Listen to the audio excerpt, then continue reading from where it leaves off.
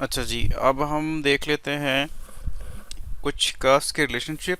अभी तक हमने काफ़ी स्टडीज़ कर ली हैं और हमारे कॉन्सेप्ट्स जो हैं वो बेहतर होते जा रहे हैं।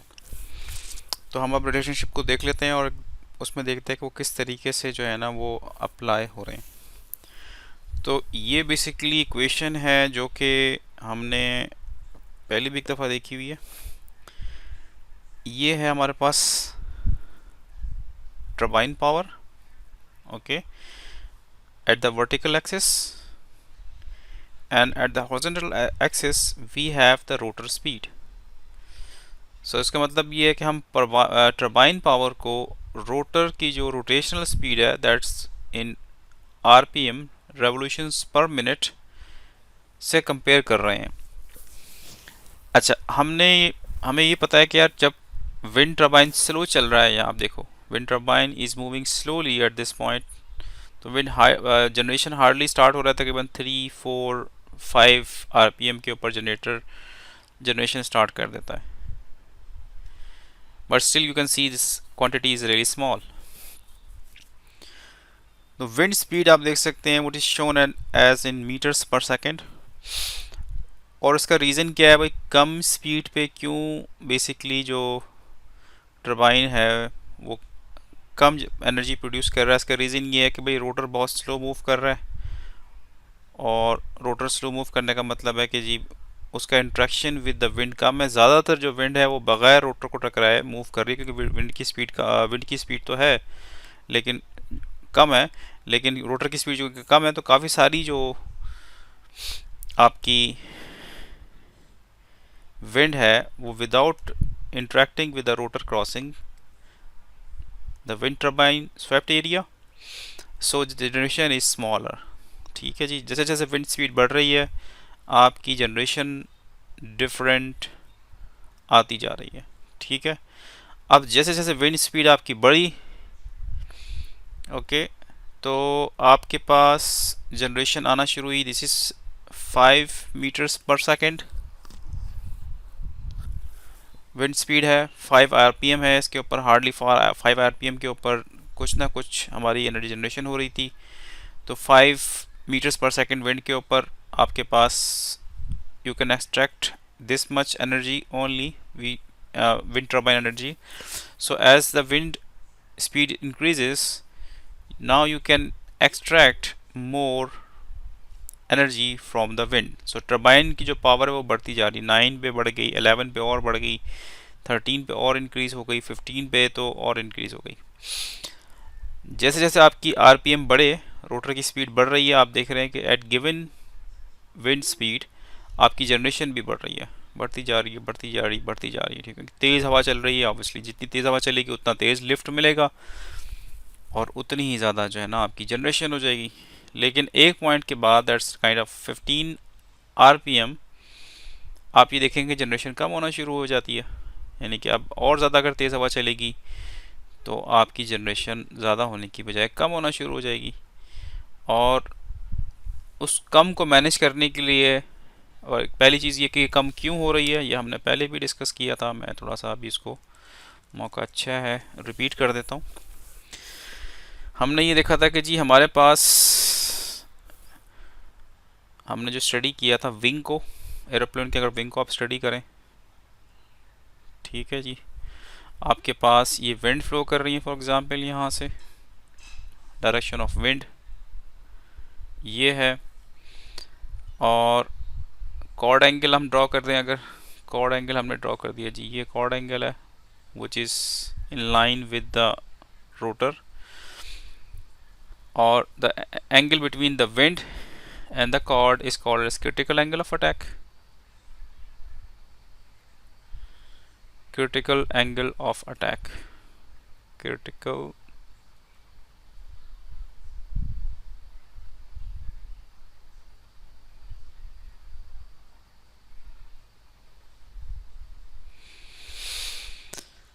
ओके अब जैसे जैसे ये एंगल बढ़ेगा लिफ्ट इंक्रीज होगी। इसकी दो फोर्सेस जनरेट हो रही हैं, एक तो लिफ्ट फोर्स जनरेट हो रही है इसमें, ये इसको ऊपर उठाने की कोशिश कर रही है, मूव करने की कोशिश कर रही है। अगर ये आपके पास फॉर एग्जांपल ये इसका हब है तो it is starting to have angular momentum, secondly इसको पुश भी कर रही है, ड्रैग भी इसको कर रही है कुछ ना कुछ।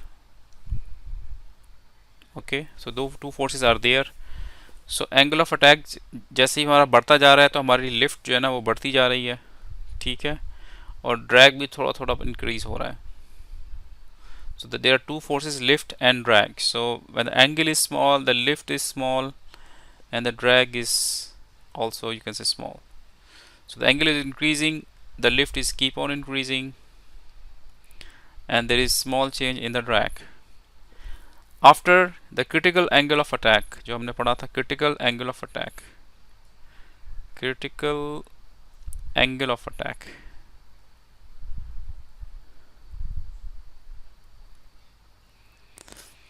मज़ीद अगर आप इस एंगल को क्रिटिकल एंगल ऑफ अटैक से इंक्रीज करेंगे तो फिर there is no more lift कम होना शुरू हो जाएगी, ड्रैग बढ़ना शुरू हो जाएगा। Drag is opposing the rotational force of the rotor, lift is in the favour और generating the rotational force of the rotor. और जितनी ज़्यादा रोटेशनल आपकी होगी फोर्स, उतनी ज़्यादा जो है ना वो आपकी टॉर्क होगी, जितनी टॉर्क ज़्यादा होगी उतनी जनरेशन ज़्यादा होगी। तो जब ये लिफ्ट डिस्ट्रॉय होगी आपकी, और इसका रीज़न ये है कि जब तक आपकी क्रिटिकल एंगल ऑफ अटैक से कम होते हैं तो आपके पास कुछ इस किस्म की सिचुएशन होती है कि आपकी जो एयर है वो स्मूथ जा रही होती है, यहाँ से एयर आई, इसके ऊपर से होती हुई ऐसे स्मूथ निकल गई। नीचे होता है हाई प्रेशर, ठीक है, हाई प्रेशर, ऊपर होता है लो प्रेशर, तो डिफरेंस ऑफ प्रेशर की वजह से इसको लिफ्ट मिल रहा होता है। लेकिन जब एंगल ऑफ अटैक क्रॉस कर जाता है हम लोग, तो उसके बाद क्या होता है कि इसके अंदर जैसे हमने देखा था टर्बुलेंस आ जाती है, लिफ्ट डिस्ट्रॉय हो जाती है, ऊपर काइंड ऑफ वर्लपूल बन जाता है, यहाँ से आई ऐसे ऊपर गई, अब इसमें गैप आ जाता है, ये ऊपर चली जाती है और यहाँ आपके पास फिर एक और किस्म का प्रेशर जनरेट होना शुरू हो जाता है, वर्लपूल बन जाता है, थिंग्स डजंट रिमेन स्मूथ। आपने देखा होगा जब टर्बुलेंस आती है, आप एयरपोर्ट पे होते हैं तो झटके लगना शुरू हो जाते हैं जहाज़ को, लिफ्ट डिस्ट्रॉय होना शुरू हो जाती है, और इस एंगल से ऊपर लिफ्ट जितना ऊपर जाएंगे लिफ्ट मज़ीद डिस्ट्रॉय होती चली जाएगी। इसीलिए आप देखते हैं कि मज़ीद आपकी जो इसकी बढ़ती है आरपीएम, तो इसकी जो जनरेशन है वो आपकी कम होना शुरू हो जाती है, क्योंकि lift is being destroyed, generation is being slowed down because of the high turbulence. अच्छा, अब ये आप एक और चीज़ देखें कि हर विंड स्पीड के ऊपर एक मैक्सिमम जनरेशन का पॉइंट है हमारे पास, this is as per the Betz law again. अगर हम इसको हर विंड स्पीड के ऊपर डॉट को ट्रेस करें तो ये रेड लाइन बन जाती है। इस रेड लाइन को हम कहते हैं मैक्सिमम पावर ट्रैकिंग। तो मैक्सिमम पावर ट्रैकिंग बेसिकली क्या चीज़ है? मैक्सिमम पावर ट्रैकिंग, अगर आप इसको भूल जाएं इस कर्व को, क्योंकि अगर इसमें पिच कंट्रोल इंस्टॉल है, जो हमने पढ़ा था, पिच कंट्रोल अगर इंस्टॉल्ड है तो फिर आपको स्मूथ मिलेगा काफ़ी देर तक, फिर पावर डाउन नहीं होगी, पावर रेगुलेट होती रहेगी, क्योंकि you are changing the pitch so that you are managing the speed of the rotor. तो आपका अब प्रिंसिपल क्या है कि आपको speed of the rotor maintain करनी है अगर आपको हाई पावर चाहिए। ओके, तो you have to maintain the optimum speed of rotor while wind turbine is in operation. Okay, तो इसका मतलब ये है कि अगर आपका स्पीड पावर कर्व अगर याद हो विंड टर्बाइन की, उसकी डिफरेंट फेजेस हैं, starting and then reaching to the maximum and then going straight. This is the cut in speed, this is the cut out speed, and this is here is the maximum rating speed.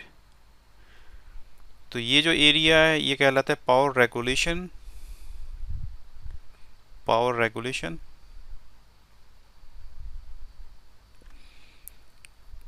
area of the curve, and this area is called as power optimization.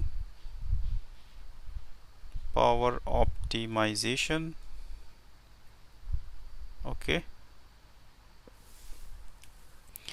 तो इसमें हम कर क्या रहे हैं, जैसे हमने अभी देखा है कि आपको at the given wind speed एक, अगर आप रोटेशन स्पीड को मैनेज कर सकें तो आप मैक्सिमम पावर एक्सट्रैक्ट कर सकते हैं। किस तरीके से, दोबारा देख लेते हैं। अगर आपके पास विंड स्पीड चल रही है जनाब, let's suppose 13 metres per second, ठीक है, और अगर आप मैनेज कर सकें RPM of the rotor to for example 22 RPMs, you can extract maximum power. Okay, लेकिन आपकी आरपीएम है 25 for example, so you can not extract full power from the wind turbine, because आपको पता है कि भाई यहाँ से आपकी स्टॉल रेगुलेशंस शुरू हो गई हैं, इस पॉइंट के बाद से स्टॉल रेगुलेशन स्टार्ट हो गई हैं। ठीक है जी, अब इससे ज़्यादा जो है ना विंड एनर्जी इस स्पीड के ऊपर एक्सट्रैक्ट करना मुश्किल है, टर्बुलेंस ज़्यादा आ रही है। और अब पॉसिबिलिटी ये है कि अगर आप रोटर को की जो आरपीएम्स को अगर जितना कम मैनेज कर सकें, यानी इस स्पीड के ऊपर जितना स्लो, थोड़ा सा अगर स्लो रोटर मूव करे तो you can get extract more power from the wind. तो थोड़ा सा स्लो मूव करने के लिए आपके पास जो ऑप्शन है सबसे अच्छी वो है पिच रेगुलेशन, जो हमने पढ़ी भी थी कि जो रोटर्स के ब्लेड हैं उनको हम मैनेज करते हैं, जितना आप स्ट्रेट करते जाएंगे अगेंस्ट द विंड उतने ज़्यादा रोटर तेज़ घूमने लगेंगे, जितना आप उसको थोड़ा सा एंगुलर कर देंगे उनकी शेप को एंड के ऊपर पिच रेगुलेशंस में, तो अब जो आपका इंटरेक्शन है विद द एयर, ब्लेड्स का एरिया कम हो जाएगा, और अगर उनका एरिया कम होगा तो आपकी जो स्पीड है, एंगुलर स्पीड, वो थोड़ी सी कम हो जाएगी, और it mean that you can now extract more power from the same wind turbine. It means that because using pitch regulations you are changing the solidity of the rotor. Solidity आप change कर रहे हैं, solidity change करने की वजह से you can now extract more power. तो इसका मतलब ये है कि in other words at the given speed with different solidity factors you can extract more power. अब इसको आप देखें, अगर आपके पास स्लो विंड स्पीड है तो आपके पास हाई सॉलिडिटी फैक्टर में you can gain more power. Okay, वो क्यों? वो इसलिए कि जितनी ज़्यादा, उसका रीज़न ये है कि अगर आपके पास, इन सिंपल वर्ड्स में अगर बताऊं, अगर एयर स्लो फ्लो कर रही है और आप सिंगल टर्बाइन यूज़ कर रहे हैं और सिंगल टर्बाइन स्लोली मूव कर रहा है, तो इसका मतलब ज़्यादातर एयर तो बग़ैर इसको इंटरेक्ट किए हुए, इसको पुश किए बगैर ही क्रॉस कर जाएगी। मोस्ट ऑफ द एयर इसको इस पे इंटरेक्ट करते, एक्शन करते हुए, फोर्स करने की बजाय डायरेक्ट ही चली जाएगी। इसका मतलब है मुझे, और ये मूव स्लो कर रहा है बहुत ना, इसकी स्पीड भी जो है ना आपकी कम है, कम स्पीड है, तो मैं क्या करूँगा, क्योंकि एयर की स्पीड कम है तो ये ब्लेड भी स्लो मूव कर रहा होगा, इसकी इंट्रैक्शन स्पीड भी कम होगी, तो मैंने क्या कि एक ब्लेड और बढ़ा दिया, 2 ब्लेड्स कर दिया। अब 2 ब्लेड होने की वजह से इसकी स्पीड थोड़ी और बढ़ गई, थोड़ी स्पीड और बढ़ी तो क्या हुआ कि जी इसकी इंट्रैक्शन भी इम्प्रूव हो गई, एयर के साथ स्पीड भी बढ़ गई, अब ये थोड़ा और पावर एक्सट्रैक्ट करने लग गया। फिर इसके बाद मैंने इसको 3 ब्लेड किया, फिर 4 ब्लेड किया, सॉलिडिटी फैक्टर को मैंने बढ़ाया तो इसकी स्पीड भी इंक्रीज़ हुई, इंट्रैक्शन भी बढ़ गई और I am able to extract more power. आप ये इसी तरीके से देखो कि कम स्पीड के अंदर, कम स्पीड में जब विंड स्पीड कम है तो कम आरपीएम्स के अंदर आप मोर पावर एक्सट्रैक्ट कर सकते हैं।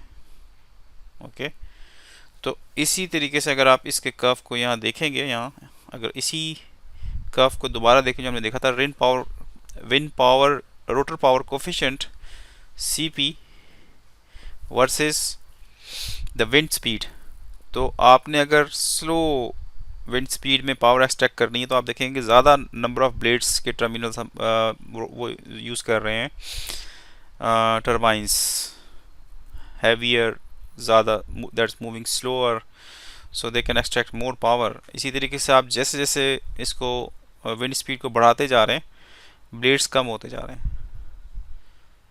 ये क्यों कम हो रहे हैं? क्योंकि आप रोटेशनल स्पीड को मैनेज करना चाहते हैं इसके ज़रिए। ठीक है जी, इंटरेस्टिंग है ये। तो हमने कुछ मैनेज कर लिया। पिच कंट्रोल से हमने basically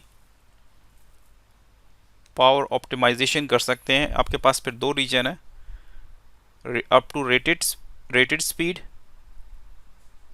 to cut any speed you can utilize pitch control to manage the rotational speed and to extract the maximum power from the wind turbine.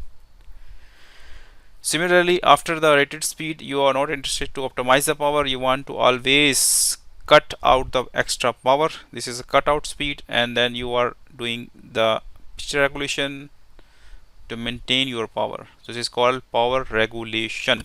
So this is very important. This curve is excellent. Next we have is the number of blades. So this equation shows that if we have more number of blades, the vertical axis here is representing number of blades in a turbine. So starting from 0, 2 blades, 4 blades, 6 blades, 8 blades, so number of blades are increasing.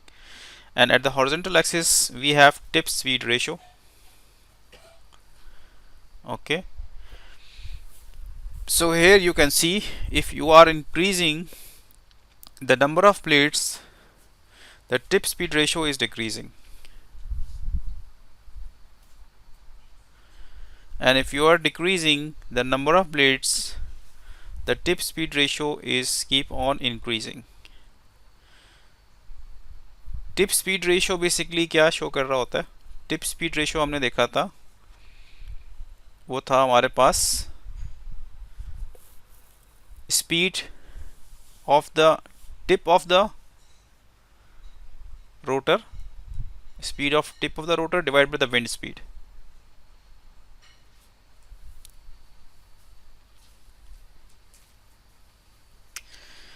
ये क्या indicate कर रहा है कि भाई ये ratio जितना बड़ा होगा, इसका मतलब ये है कि at the given speed, at the giving wind speed, जिसका टिप स्पीड रेशियो ज़्यादा होगा वो ज़्यादा स्पीड से मूव कर रहा होगा। आपके पास दो टर्बाइन है, एक turbine wind speed let's suppose चल रही है 5 माइल्स पर सेकेंड, दोनों का rotor shaft area for example एक जितना है।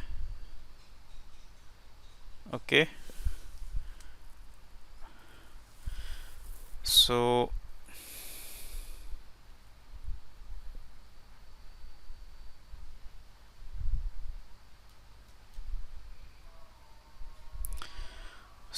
you have rotor swept area is the same, TSR एक का कम है एक का ज़्यादा है, तो जिसका TSR बेसिकली ज़्यादा होगा, दोनों बेसिकली आपके पास विंड स्पीड एक है, एक का टिप स्पीड रेशियो ज़्यादा है एक का कम है, टिप स्पीड रेशियो ज़्यादा है एक का कम है, इसका ज़्यादा है फॉर एग्जांपल इसका कम है। तो जिसका टिप स्पीड रेशियो ज़्यादा है वो टर्बाइन ज़्यादा स्पीड से मूव कर रहा होगा, तेज़ पंखे घूम रहे होंगे उसके, और जिसका टिप स्पीड रेशियो कम है उसके पंखे थोड़े स्लो घूम रहे होंगे, स्लो घूम रहे होंगे आई मीन। ओके, तो लेट्स सपोज अगर हम इसको देखें कर्व को, तो हम ये देखते हैं कि जी अल्लाह आपका भला करे, जैसे जैसे नंबर ऑफ ब्लेड्स बढ़ रहे हैं तो टिप स्पीड रेशियो कम हो रहा है।